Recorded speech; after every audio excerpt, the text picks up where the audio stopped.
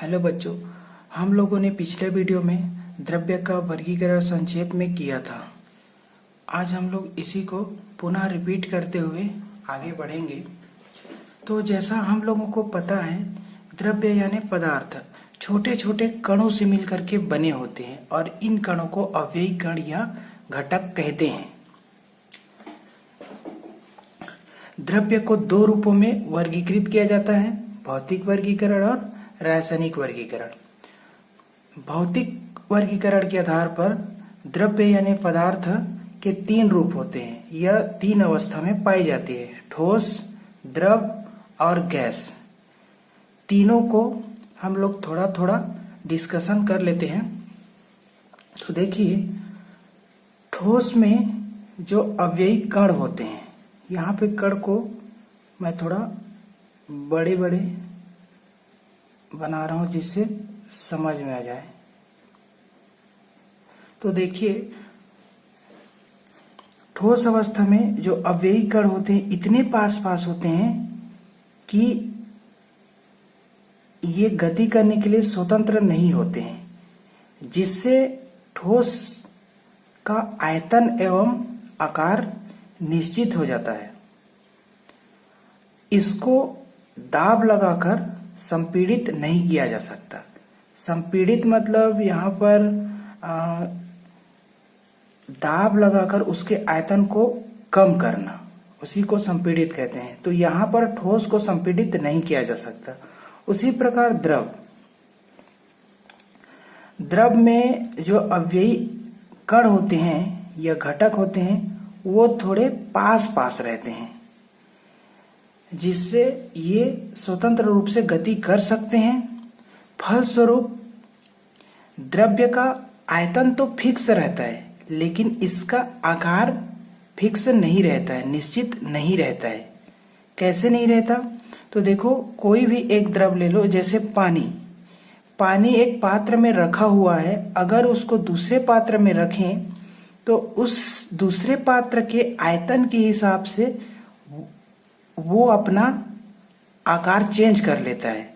तो हम लोग कह सकते हैं कि द्रव का आयतन निश्चित रहता है और आकार निश्चित नहीं रहता है।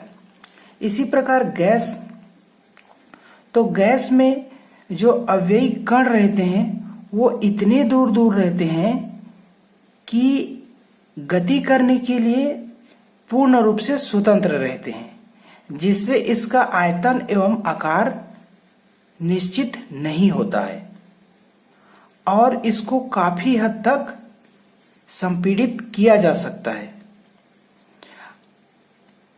उसी पात्र में जिस पात्र में इसको बंद करके रखा गया है। अब देखते हैं रासायनिक वर्गीकरण के आधार पर।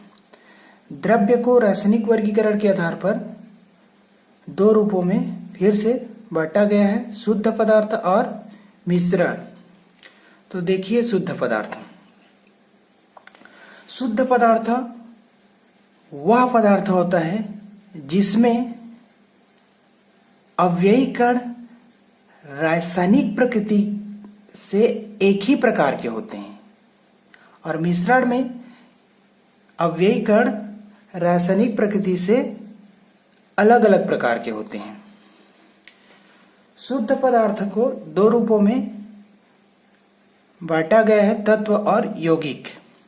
अब हम लोग तत्व को समझते हैं। तत्व किसे कहेंगे? तो देखो,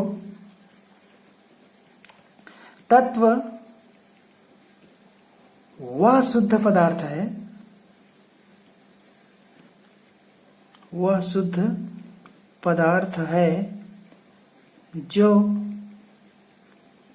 केवल एक ही प्रकार के परमाणुओं से मिलकर बना होता है। जैसे एग्जाम्पल में aluminium, iron, sulphur, hydrogen, oxygen, carbon, nitrogen, सोना, सीसा यानी लेड इत्यादि। तत्व, तत्व के तीनों रूप धातु, अधातु और उपधातुओं को एक साथ तुलनात्मक रूप से इनके कुछ गुणों के आधार पर बिंदुओं के रूप में आसानी से समझते हैं। तो चलिए, धातु है, अधातु और उपधातु। धातु का काम क्या होता है? तो धातु का काम होता है इलेक्ट्रॉन डोनेट करना, इलेक्ट्रॉन त्यागना, इलेक्ट्रॉन देना। और अधातु का काम है इलेक्ट्रॉन एक्सेप्ट करना या ग्रहण करना। ठीक है, तो देखो धातु दिखाई कैसा देता है। तो पहला बिंदु में, पहला पॉइंट में लिख सकते हैं कि धातु जो होता है वो चमकदार होता है। अब कोई चीज चमकदार होता है तो उसको टच करने का इच्छा होता होगा। तो जैसे हम लोग इसको टच करते हैं तो धातु जो होता है वो कठोर एवं ठोस होता है। ठीक है, दूसरा पॉइंट में लिख सकते हैं धातु कठोर एवं ठोस होता है। जब ठोस होता है तो उसके तोड़ने फोड़ने का मन करता होगा।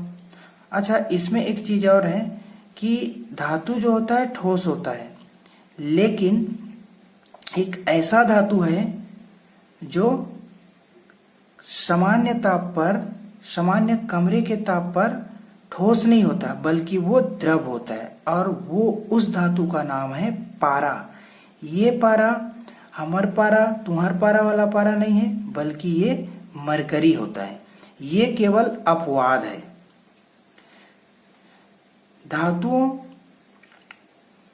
में तीसरा पॉइंट ये लिख सकते हैं, जब वो ठोस होता है तो उसको हम लोग तोड़ने का इच्छा होता होगा, तो उसके ऊपर हम लोग आघात करते हैं। तो धातु का एक गुण ये भी है कि वो आघातवर्धनीय होता है।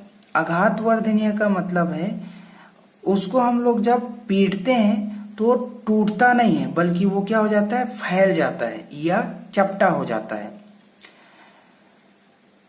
अगला पॉइंट में लिख सकते हैं कि धात्विक ध्वनि होता है, जब उसको पीटते हैं तो उससे आवाज निकलता है। तो धातु जो है धात्विक ध्वनि होता है।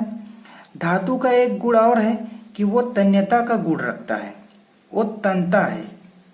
ठीक है, अगला पॉइंट में लिख सकते हैं कि धातु जो है ऊष्मा और विद्युत के सुचालक होते हैं। सुचालक का मतलब है इलेक्ट्रिसिटी फ्लो होता है, मतलब विद्युत का प्रवाह होता है। धातुओं में विद्युत का प्रवाह होता है। जैसे आप लोग घरों में यूज करते होंगे, जो बिजली का तार होता है वो एल्यूमिनियम वगैरह, तांबा वगैरह या कॉपर वगैरह का धातु होता है। तो वो क्या होते हैं, धातु विद्युत के सुचालक होते हैं। अगला पॉइंट में लिख सकते हैं कि धातुओं का गलनांक और क्वथनांक उच्च होता है। उदाहरण में देखो, आयरन, कॉपर, एल्यूमिनियम इत्यादि। अब देखते हैं अधातु।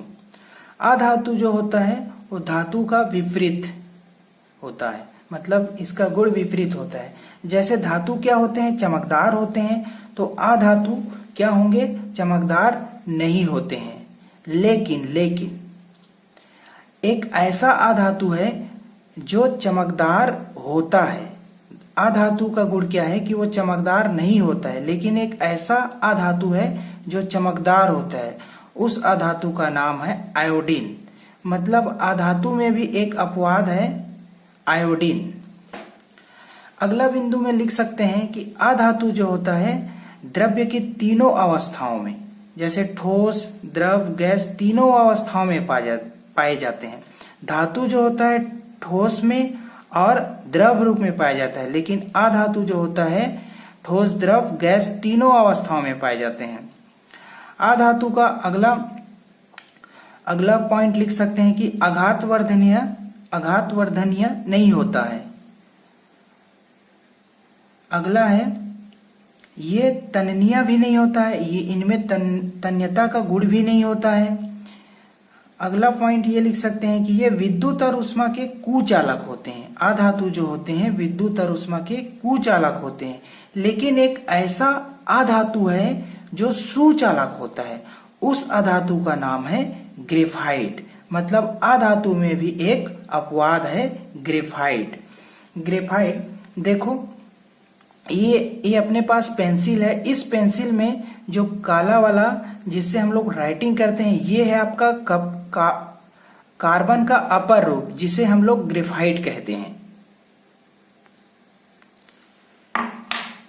अब अधातु में हम लोग उदाहरण ले सकते हैं, hydrogen, carbon, oxygen, nitrogen, sulphur, phosphorus आदि। अब देखते हैं उपधातु। उपधातु ये वे तत्व हैं जो धातु एवं अधातु दोनों के उभयनिष्ठ गुण रखते हैं। इनकी संख्या बहुत कम होती है। कितनी होती है? तो 7 होती है। इसमें हम लोग देखो, धातु की जो संख्या होती है वो 93 होती है, अधातु की जो संख्या होती है वो 18 होती है, उपधातु की संख्या 7 होती है। मतलब जितने भी तत्व हैं वो लगभग 118 तत्व होते हैं, जिसमें से 93 धातु होते हैं, 18 अधातु होते हैं और उपधातु की संख्या 7 होती है। तो धातु और अधातुओं की संख्या को या उनके नामों को तो नहीं बता सकते, लेकिन 7 उपधातुओं को हम लोग बता सकते हैं यहाँ पर।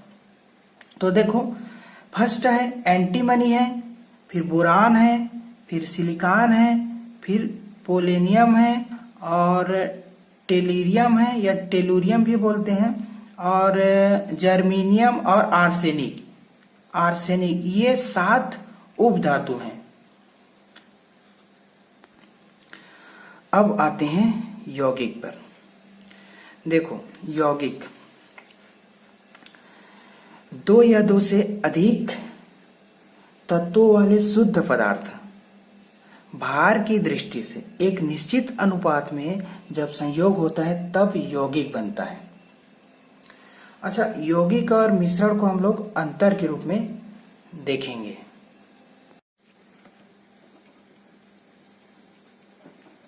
यौगिक यानी कंपाउंड और मिश्रण यानी मिक्सचर, इन दोनों में अंतर देखते हैं। तो यौगिक कैसे बनते हैं? तो देखो, यौगिक जो होते हैं 2 या 2 से अधिक तत्व वाले शुद्ध पदार्थ भार की दृष्टि से एक निश्चित अनुपात में, है ना, एक निश्चित अनुपात में जब संयोग करते हैं तब यौगिक बनता है। तो हम लोग लिखते हैं 2 या 2 से अधिक तत्वों वाले शुद्ध पदार्थ भार की दृष्टि से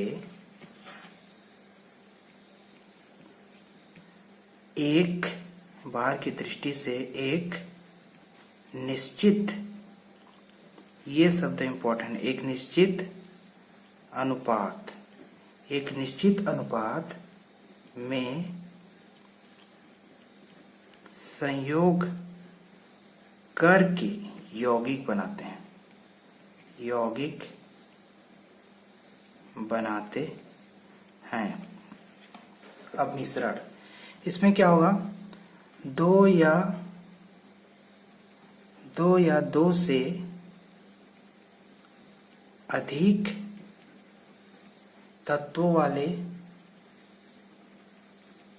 वाले शुद्ध या कोई भी पदार्थ, तत्वों वाले पदार्थों का किसी भी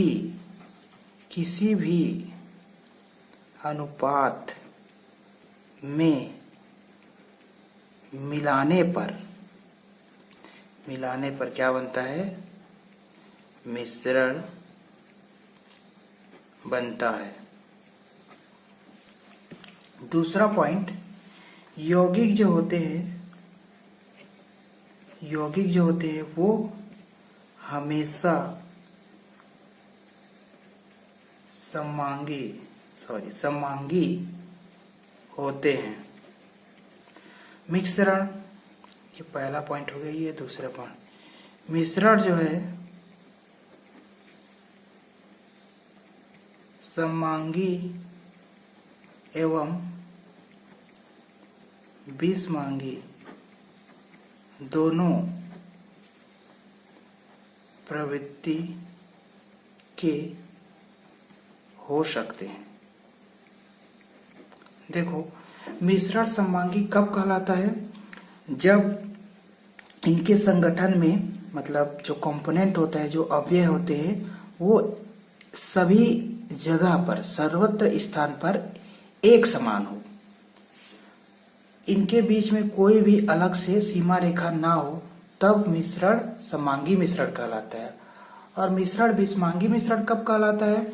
जब इनके कंपोनेंट में, अवयव में एक समान या सर्वत्र एक समान ना हो, तब मिश्रण विषमांगी कहलाता है। इनके बीच में जो अलग से सीमा रेखा होता है, जैसे इसमें एग्जाम्पल में लिख सकते हैं कि समझ सकते हैं कि पानी और शक्कर को जब हम लोग घोलते हैं या मिलाते हैं तो एक सममांगी मिश्रण बनता है। उसी प्रकार एक गिलास पानी में एक मिट्टी को डालते हैं और उसको मिलाते हैं तो कुछ समय के लिए वो सममांगी रहता है, लेकिन धीरे धीरे हम लोग समय के साथ देखते हैं तो वो नीचे की ओर डिपॉजिट हो जाता है। तो जो पानी में मिट्टी घुला रहता है वो एक समान नहीं रहता है, तो इस ऐसे मिक्सचर को हम लोग विषमांगी मिश्रण कह सकते हैं।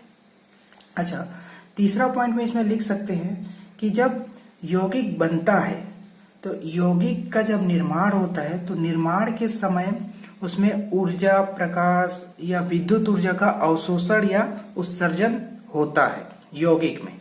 तो इसको पॉइंट में हम लोग लिख सकते हैं कि यौगिक के निर्माण में ऊष्मा, प्रकाश या विद्युत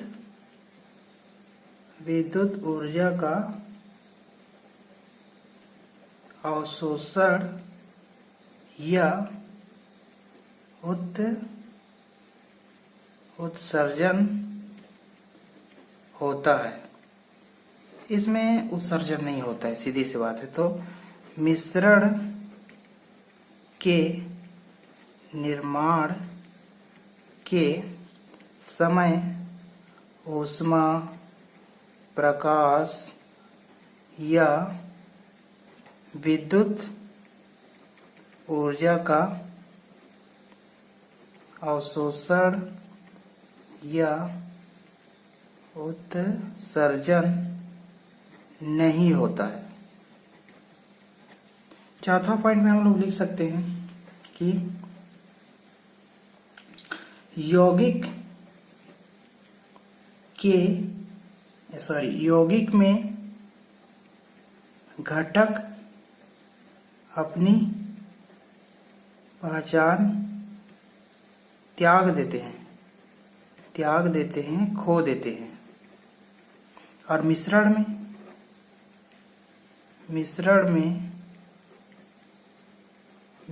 में घटक अपनी पहचान नहीं त्यागते हैं। अगला पॉइंट में लिख सकते हैं कि यौगिक या यौगिकों के गलनांक सुनिश्चित एवं सटीक होते हैं, एकदम सटीक होते हैं। इसमें लिख सकते हैं मिश्रण के गलनांक या क्वथनांक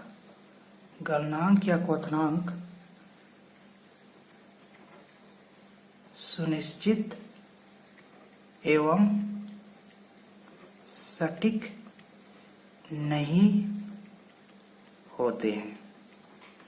छठवां पॉइंट में लिख सकते हैं कि जब यौगिकों के घटकों को भौतिक विधियों द्वारा अलग या पृथक नहीं किया जा सकता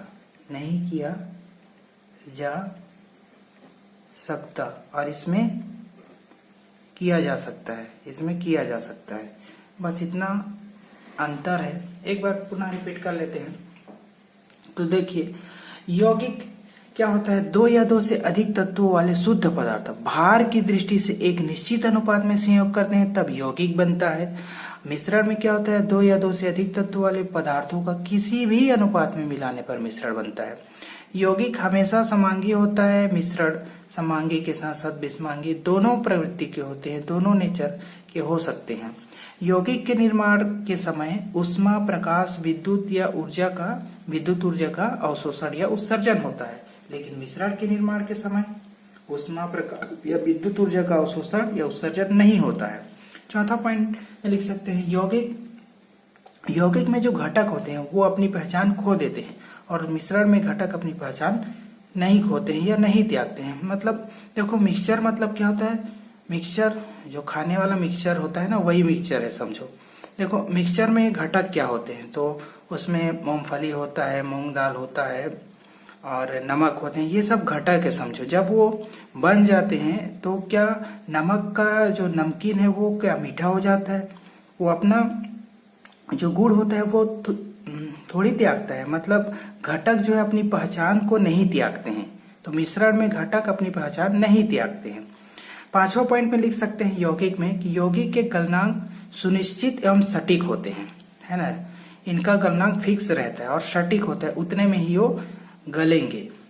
और मिश्रण के गलनांक और क्वथनांक सुनिश्चित एवं सटीक नहीं होते हैं, इनका कोई फिक्स गलनांक क्वथनांक नहीं होता है। छठवां पॉइंट में लिख सकते हैं कि यौगिक के घटकों को भौतिक विधि द्वारा अलग नहीं किया जा सकता है और मिश्रण में जो घटक होते हैं उनको भौतिक विधियों द्वारा अलग किया जा सकता है। बस हो गया कंप्लीट।